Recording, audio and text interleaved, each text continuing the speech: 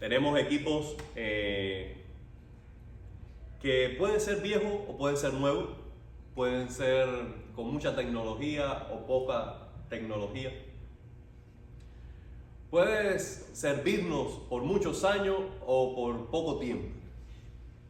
Hay algunos que pueden ser hasta desechables, unos muy caros y otros muy económicos, pero todos necesitan una fuente de alimentación, una fuente de poder, una fuente de poder. No importa que aún cuenten con algún tipo de almacenamiento, en algún punto, en algún momento van a necesitar recurrir a la fuente de poder. En Hechos capítulo 2, lo que nos está diciendo el escritor Lucas es que la fuente de poder del creyente es el Espíritu Santo. La fuente de poder no está en la experiencia personal, en el conocimiento, en las habilidades o en la institución de la iglesia, sino está en el Espíritu Santo. Ese Espíritu Santo, en el libro de los Hechos, hace gala de su gloria. Y en el capítulo 2 es el momento histórico donde viene el Espíritu Santo para estar con los cristianos para siempre. Antes de este día, el Espíritu Santo venía sobre algunos y podía estar con ellos en un tiempo limitado para cumplir un propósito específico. Principalmente venía el Espíritu Santo sobre los sacerdotes, a veces sobre también los profetas y reyes. En muchas ocasiones venía sobre jueces para liberar al pueblo de Israel, pero no permanecía con el juez. Ahora, esta es la maravilla de la gracia de Dios. El Espíritu Santo va a venir a los creyentes, a todos, no solamente para estar con ellos para siempre, sino para estar en ellos. Ahora, ¿cómo ocurrió esto? Dice, cuando llegó el día de Pentecostés, estaban todos juntos en el mismo lugar. Allí vemos una obediencia cabal de los discípulos. Recuerden que en el capítulo 1 Jesús dice, no se vayan de Jerusalén, sino esperen en la promesa del Espíritu Santo. ¿Y qué hicieron ellos? No se movieron de Jerusalén, sino que esperaron. Ahora, en la espera no había pasividad, sino que ellos estaban bien ocupados. ¿En qué se ocuparon mientras esperaban la venida del Espíritu? Dice este pasaje en el versículo 1 que estaban juntos, unánimes, en el mismo lugar. Es decir, que ellos estaban teniendo tiempo de calidad, de comunión los unos con los otros. Ellos estaban arreglando cuentas. De alguna manera era inevitable que lo hicieran. Antes que Jesús fuera a la cruz, en esa última semana pasaron cosas muy duras y difíciles. Judas le traicionó. Judas después se ahorcó y ya pasó a la historia. Pero Pedro le negó 3 veces y luego de su resurrección Cristo tuvo que aparecérsele y afirmarle y restaurarle. Pero él necesitaba también la afirmación y la restauración también del resto de los discípulos. Ahora, cuando Cristo estaba en la cruz, ¿cuál era el único discípulo que estaba allí? Juan. ¿Dónde estaban los demás? Dispersos. Entonces vemos allí que hay un tiempo en que Juan es el único que está frente a la cruz, fiel ahí a Cristo, y los demás están dispersos. Cuando Jesús se le apareció a los discípulos, allí no estaba tampoco Tomás. Lo que quiero decir con estos datos es que del grupo de los 12 y del resto de los discípulos, allí hubo mucho quebrantamiento de su fidelidad al Señor. Y dispersándose los unos de los otros. Cada uno salvando su pellejo, cada uno salvando su vida, cada uno cuidándose de sí mismo. Cuando Cristo ya murió y antes de presentarse a los discípulos, Pedro dijo, voy a pescar. Y unos pocos dijeron, vamos contigo también. Es decir, que unos estaban pescando, otros estaban por otro lado.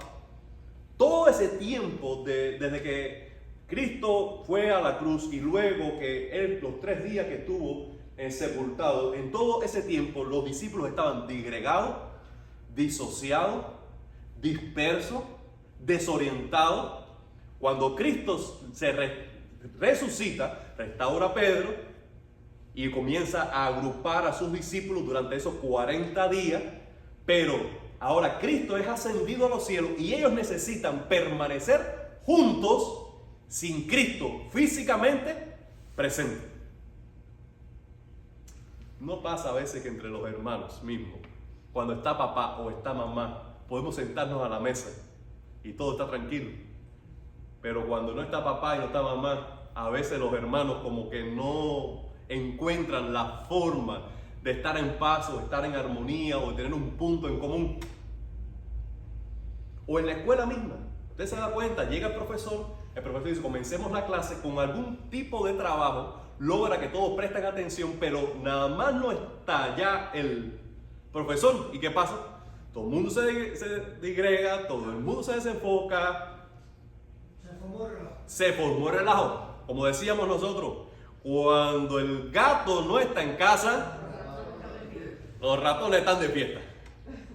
Bueno, el Señor físicamente ya no estaba entre ellos. Ellos ahora tenían que aprender a estar juntos, a estar unánimes, en armonía, sujetándose a la voluntad del Señor sin estar Él físicamente presente. Eso era un ejercicio espiritual. A mí no me parece que fuera de otra manera él. Allí tuvieron ellos que arreglar sus relaciones.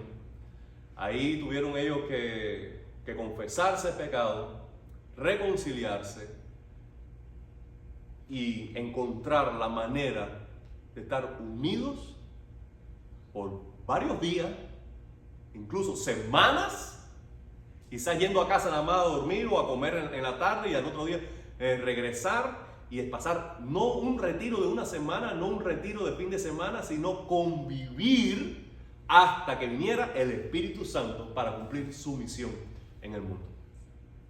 Ahora, la comunión de los hermanos es posible si encontramos común interés en los asuntos espirituales. Nuestra unidad no es simplemente filial, de afiliación, de apego, de afinidades, sino que nuestra unidad es mucho más profunda. Es sobre las bases espirituales.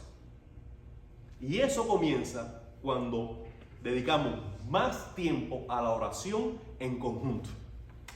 Vamos a leer en el capítulo 1. Dice el 14, 1:14. Márida, ¿lo tiene? Por favor. Todos estos perseveraban unánimes en oración y ruego con las mujeres y con María, la madre de Jesús, y con sus hermanos. Miren eso, miren esto. Muy curioso. Estaban todos en un mismo espíritu. Ahí está la unidad. Pero estaban dedicados a la oración. No es que habían orado, sino que estaban dedicados a la oración. ¿Cuál es la agenda del día? Vamos a orar. Vamos a orar. No están ellos alabando, no están poniendo música, no están buscando un orador, no están haciendo nada atractivo, no están planificando un programa, simplemente están presentes en un mismo lugar y están ¿qué? Orando. Orando. Amados hermanos, ¿cómo nosotros a veces necesitamos de muletas, soportes emocionales para poder estar presente en un tiempo espiritual? ¿Qué quiero decir con esto? Que a veces, si no hacemos un tiempo espiritual atractivo, divertido, variado, es como que no encontramos placer en el mero hecho de tener comunión con el Señor.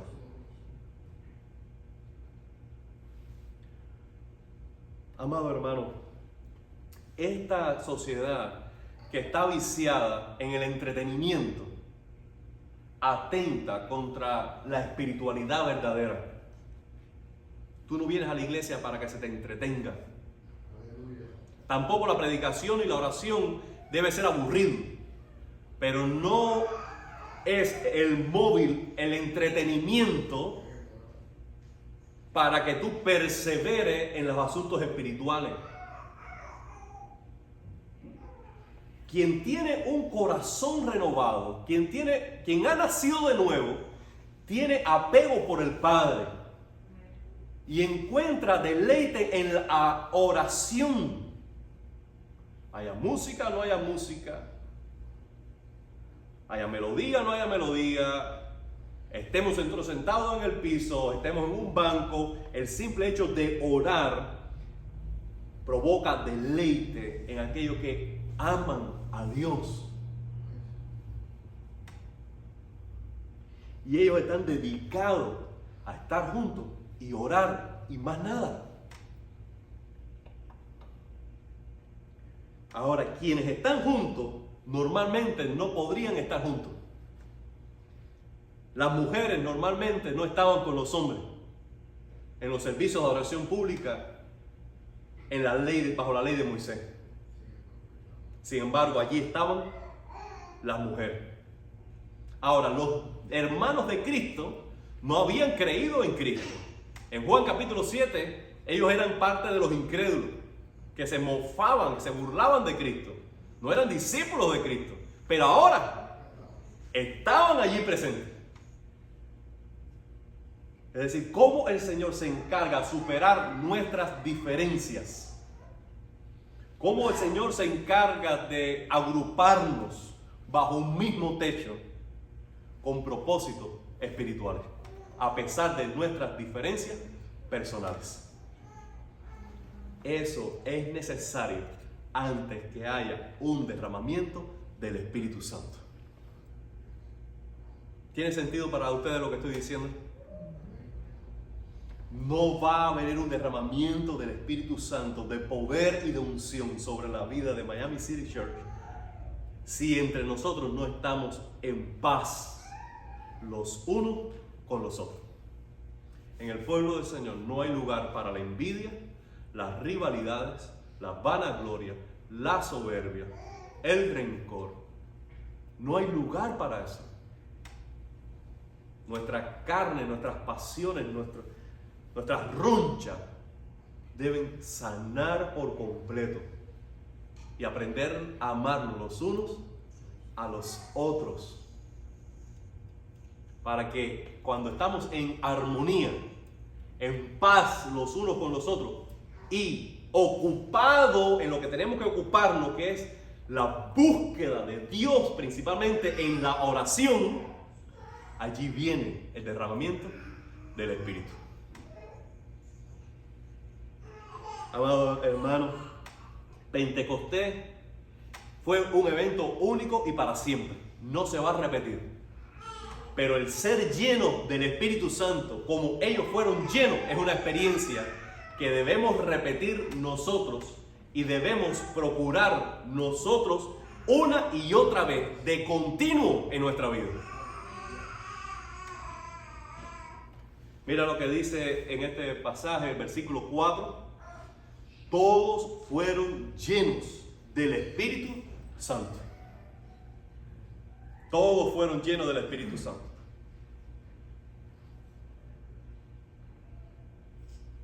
A mí me encanta escuchar a mi hijo Edra.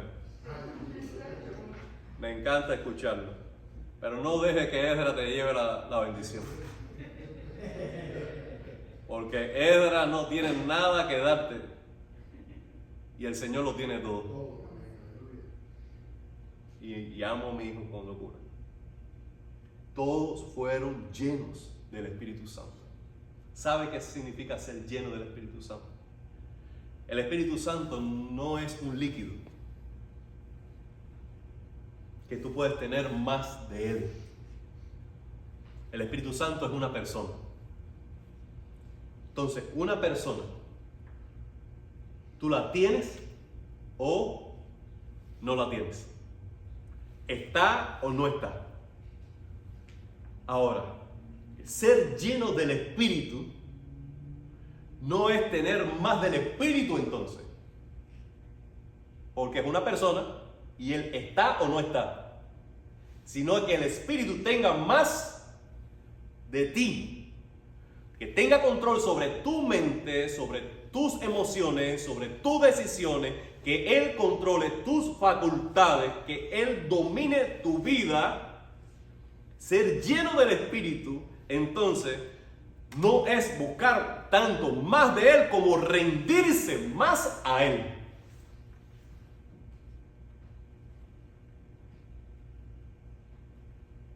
Y el Espíritu hace esto de una manera extraordinaria en la vida de los creyentes que se rinden a la oración, a amarse unos a otros y quieren hacer la voluntad del Padre, agradarle.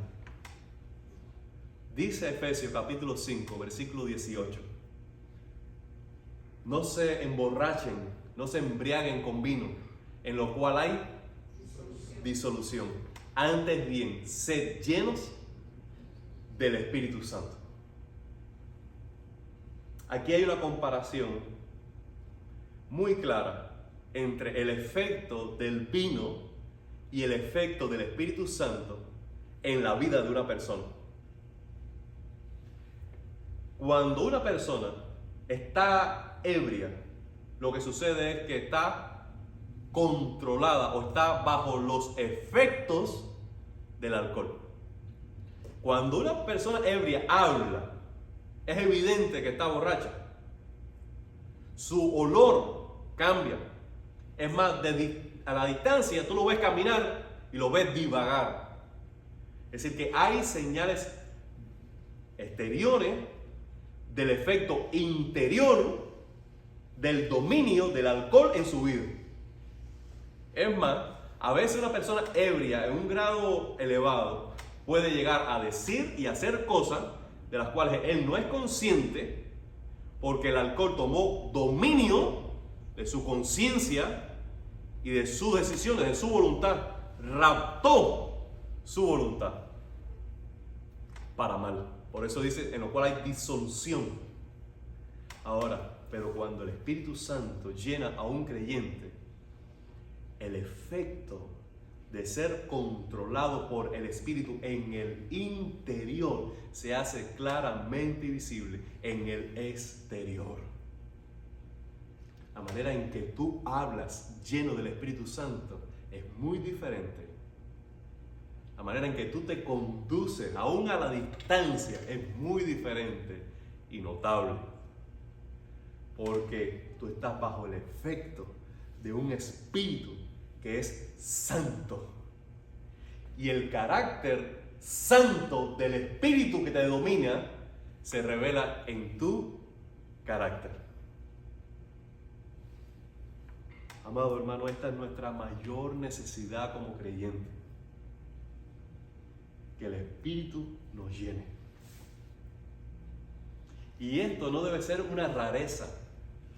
No debería ser un evento de un campamento o de un concierto o después de un llamamiento a la consagración. El ser lleno del Espíritu Santo, esta debe ser la normalidad de tu vida cristiana. Tú no puedes ser una buena esposa si no eres lleno del Espíritu Santo. Tú no puedes ser un padre excelente si no eres lleno del Espíritu Santo. Tú no puedes ser una hermana extraordinaria si no eres llena del Espíritu Santo. Porque el Espíritu lo que logra es expresar la vida de Cristo a través de la tuya. Esa vida de Cristo no va a florecer en ti por una imitación Como tú imitas una estrella de cine o una estrella de rock o de hip hop, no. O un modelo o un conductor de televisión, no. La vida de Cristo no se imita como se imita una cultura, un estilo de vida. La vida de Cristo realmente se revela, se expresa porque tú eres como Él es. No por una simple imitación, sino por una completa transformación desde tu voluntad, la renovación de tu mente, de tal manera que tú naciste de nuevo, tú eres otra persona. ¿Y eso quién lo hace? El Espíritu Santo. Porque la transformación perpetúa en tu conducta el carácter de Cristo, pero la imitación es temporal. Cuando tú imitas a alguien, tú no puedes sostener esa imitación todo el tiempo, porque en algún momento va a salir quien eres en realidad. ¿No es verdad? ¿Sí o sí? Ahora, pero cuando tú eres transformado, cuando tú naces de nuevo, eres otra persona. Tu mente es renovada, tu voluntad es conformada a la voluntad de Dios. Y Dios quita tu corazón de piedra y te pone un corazón de carne para que lo ames, para que lo obedezcas, infundido por el Espíritu Santo. Amado hermano, tú dices lo que dices no por imitación, sino porque eres una nueva persona. Y tú actúas como actúas. No porque estás asimilando una cultura religiosa, sino porque tienes una nueva vida en Cristo. Y tú puedes ser, las cosas viejas pasaron. Aquí ahora todas son hechas nuevas. No por imitación, sino para una transformación genuina, sincera de tu vida.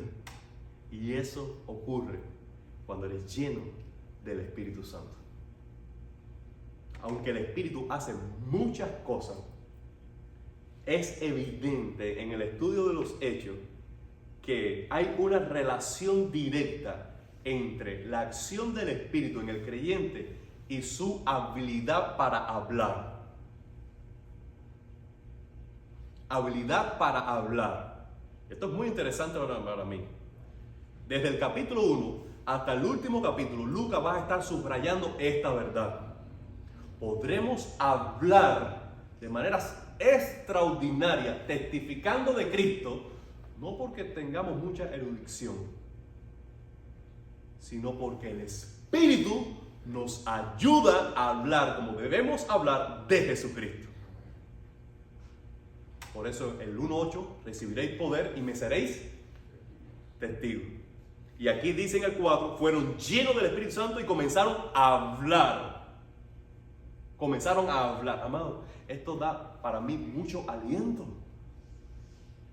Porque tú puedes ser testigo de Cristo aunque seas tímido. Aunque lleve tiempo poco en la fe. Aunque tú tengas limitaciones sociales.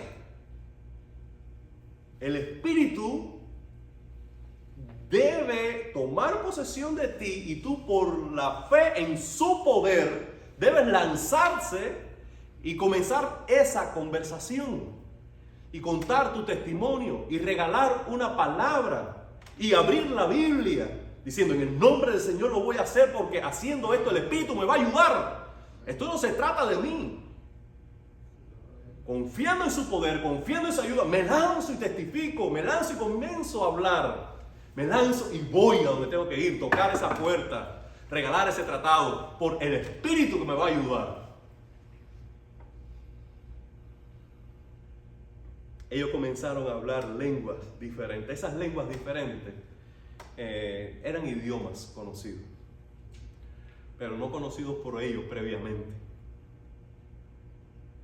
sino que el Espíritu les permitió hablar en idiomas que no habían estudiado.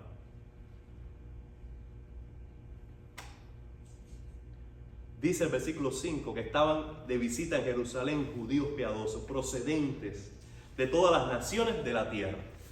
No puedo seguir leyendo, pero voy a detenerme allí. De allí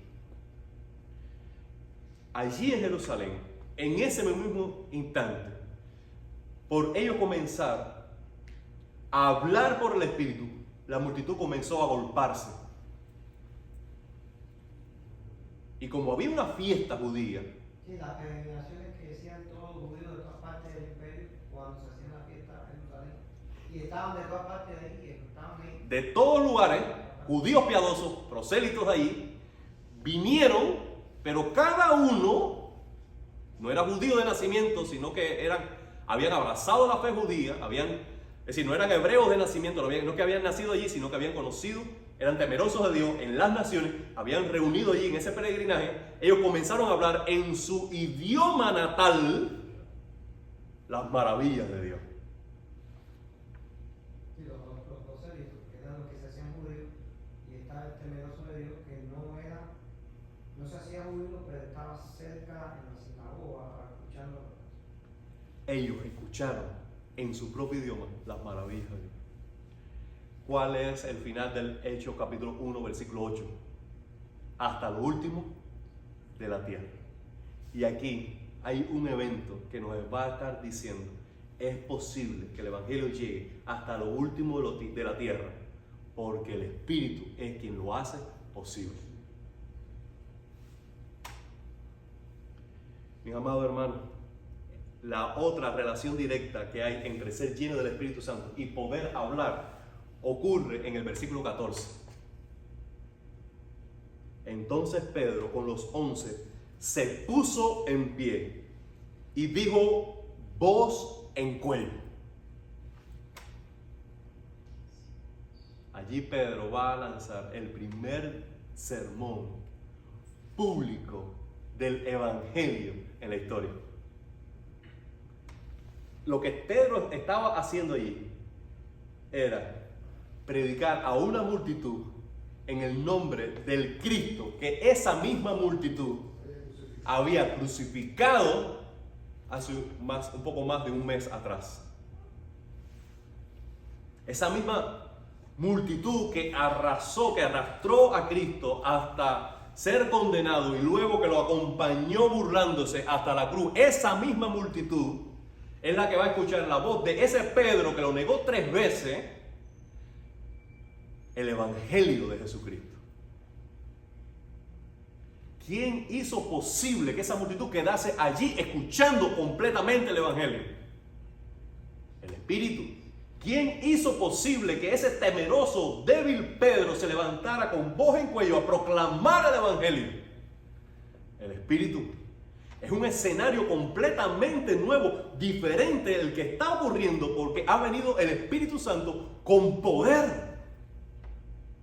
Jesús mismo le había dicho a sus discípulos: les conviene que yo me vaya, porque cuando yo me vaya, yo enviaré el Consolador, el cual estará con ustedes y estará en ustedes para siempre.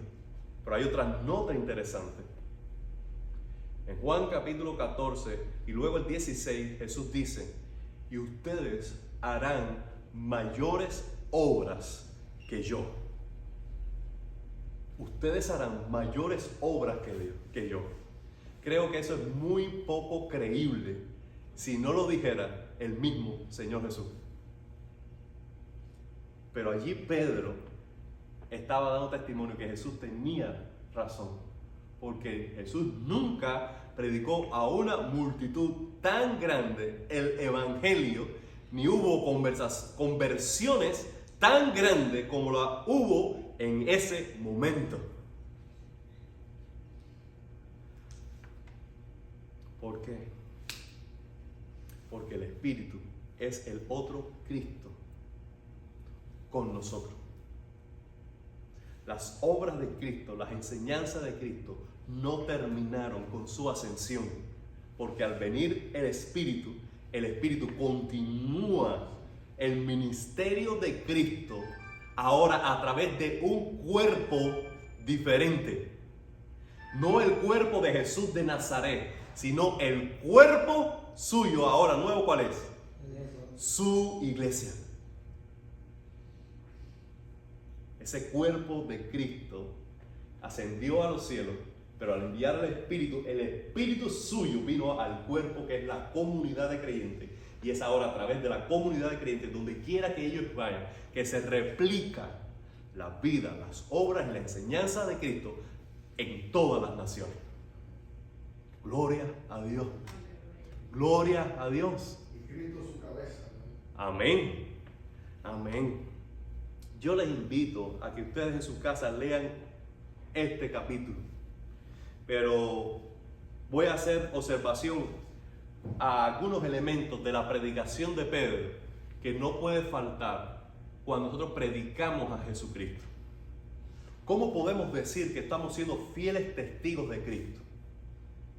¿Cuándo se cumple que estamos predicando de verdad el Evangelio? Bueno, en primer lugar, el Evangelio consiste en la vida justa de Cristo. Por eso el versículo 23 dice, este fue entregado según el determinado, perdóname, el versículo anterior, 22. Jesús de Nazaret fue un hombre acreditado o probado por Dios ante ustedes con milagros, señales, prodigios, los cuales realizó Dios entre ustedes por medio de él, como bien lo saben. El Evangelio comienza cuando hablamos y testificamos de Cristo, en que Cristo es justo y el único justo, cuya vida fue aprobada por Dios en todo. ¿Y cómo sabemos que su vida fue aprobada por Dios en todo? Dice, porque Dios demostró su santidad de vida y la veracidad de sus enseñanzas por las obras poderosas que hizo. Los milagros, señales, prodigios, las maravillas que hizo Cristo, solo las pudo hacer porque era quien decía ser. En Juan capítulo 9, el propio ciego dijo a aquellos que lo estaban acusando, que lo estaban apretando, bueno, nadie puede acuñar que Dios escuche a pecadores. El ciego, sin estudiar mucho, decía, Dios no escucha a los pecadores. Y este hombre me ha devuelto a mí la vista. Entonces, debemos prestar atención. ¿Quién es él? Dios mismo se encargó de acreditar su vida, acuñar su vida, respaldar su vida con esos prodigios y señales. Entonces el Evangelio es decir, Cristo vivió la vida que nosotros no pudimos vivir. Obedeció al Señor en todo cuando nosotros decidimos no hacerlo. Ahora, la segunda verdad del Evangelio es que siendo justo, aún así fue a la cruz, no por sus pecados, sino por nuestros pecados. Él fue nuestro sustituto en la cruz. Y aunque esto fue organizado de una manera humana, injusta, en la injusticia del hombre estaba obrando la justicia de Dios para salvar a la humanidad. ¿Dónde aparece eso? Versículo siguiente. Este fue entregado según el determinado propósito y previo conocimiento de Dios, mediante gente malvada. Ustedes lo mataron, clavándolo en una cruz. Vida y muerte. ¿Cuál sería el próximo elemento al presentar el Evangelio? Resurrección. La resurrección, porque la resurrección justifica su vida.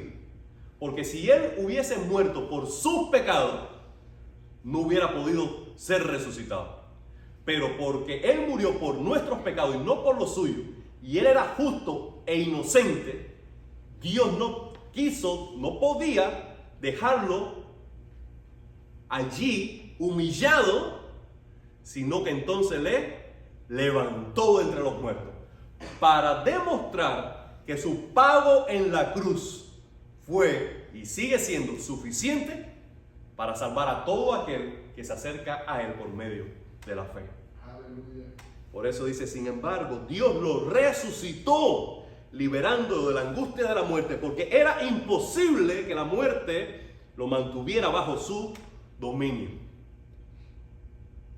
Amado hermano, el último elemento que ya mencioné del Evangelio, entonces, es la respuesta del hombre.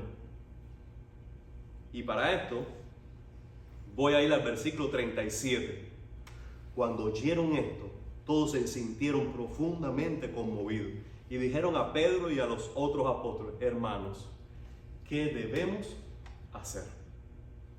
Y Pedro dijo: arrepiéntense y bautícense cada uno en el nombre de Jesucristo para perdón de pecado, y recibirán el don, el regalo del Espíritu Santo. Este es el último elemento de la presentación del Evangelio, y es una respuesta de arrepentimiento y de fe en Jesucristo. Vida justa de Cristo, muerte sustitutiva de Cristo en la cruz, resurrección de Cristo y respuesta del hombre. Busquemos la manera en que tú quieras decirlo y presentarlo, pero podemos decir que presentamos el Evangelio y podemos ayudar a alguien a conocer la salvación si le hablamos esta buena noticia. Solo después de esta presentación del Evangelio es que las personas pueden llegar a la salvación. Para gloria de Dios, en el versículo 41 dice: así pues, los que recibieron ese mensaje fueron bautizados, y aquel día se unieron a la iglesia unas 3,000 personas. 3,000 personas. ¿Qué efecto tan poderoso provoca el Espíritu Santo cuando encuentra un recipiente, un instrumento que puede usar para proclamar fielmente el Evangelio y llevar a muchos a la fe en Cristo? Amado hermano, miren, ellos no tuvieron un templo para ellos. Ellos no tenían una banda. Ellos no tenían equipos electrónicos. No tenían internet. No tenían redes sociales. No tenían presupuesto. No tenían un centavo. Pero aún así vivieron y cumplieron su misión. Porque la misión del Evangelio no es esclava a ningún elemento humano. Para vivir en misión, para cumplir la misión, para llevar adelante la misión de ser testigo en todas las naciones con éxito, lo único imprescindible es ser llenos del Espíritu Santo. Y no uno, sino la comunidad de creyentes. Y no hay más nada. No hay más nada. No dependemos de otra cosa que del Espíritu. ¿Qué pasa? Que para ser lleno del Espíritu hay algunas cosas que debemos arreglar en nuestras vidas. Hay algunas circunstancias que debemos afrontar. Debemos nosotros estar en paz con nuestros hermanos, estar viviendo en armonía, estar dedicados a la oración, ser obediente y dependiente del Espíritu. Y a veces estas cosas espirituales, estos hábitos espirituales, no nos cuestan dinero, pero sí cuestan mucho de nosotros. Y lo que vemos hoy en la iglesia moderna es esto.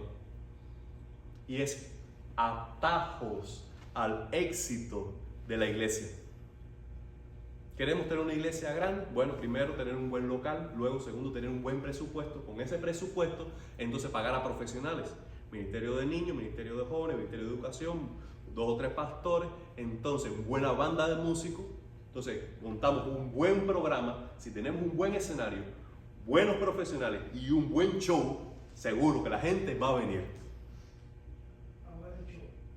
a ver el show, por supuesto.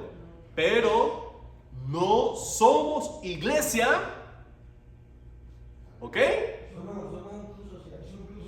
Podemos llamarlo como usted quiera, pero no somos iglesia. ¿Qué es ser iglesia? Es tener una experiencia personal con Jesucristo, el Cristo vivo, muerto por nuestro pecado y resucitado. Ser lleno del Espíritu Santo y entonces vivir en comunidad, sirviéndonos unos a otros en amor según los dones que el Espíritu nos da. Eso es ser iglesia. Ok.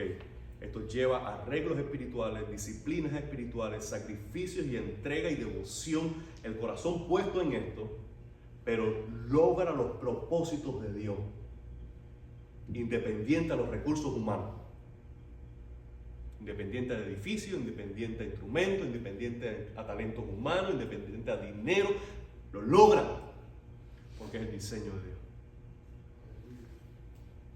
Tenemos los dos caminos. ¿Cuál vamos a coger? Vamos a hacer una oración.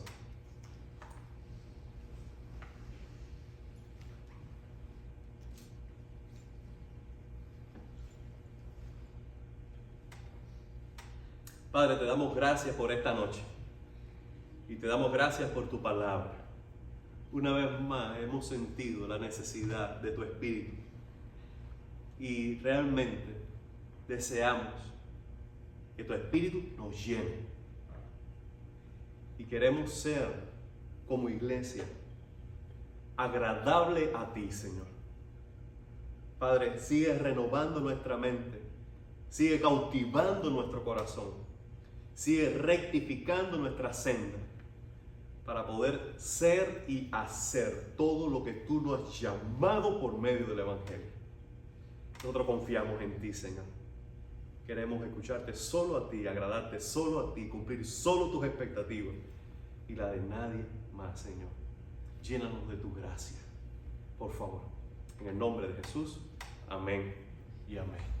Estoy muy feliz que cada uno de ustedes esté aquí esta noche y que juntos hayamos podido orar y hayamos podido estudiar la palabra del Señor.